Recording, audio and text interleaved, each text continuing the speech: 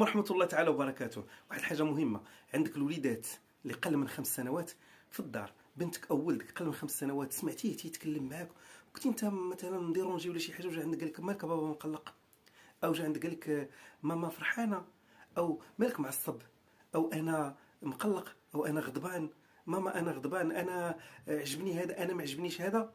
كون على يقين بان الوليد ديالك او البنيته ديالك المستقبل ديالهم غيكون زويون في علاقتهم مع الاخرين، أي غيخلقوا علاقات جميلة ووطيدة وطويلة وقوية مع الآخرين. علاش؟ لأن هذا تعبير عن الانفعالات، والتعبير عن الانفعالات هو مهارة ماشي تيمتلكها الجميع.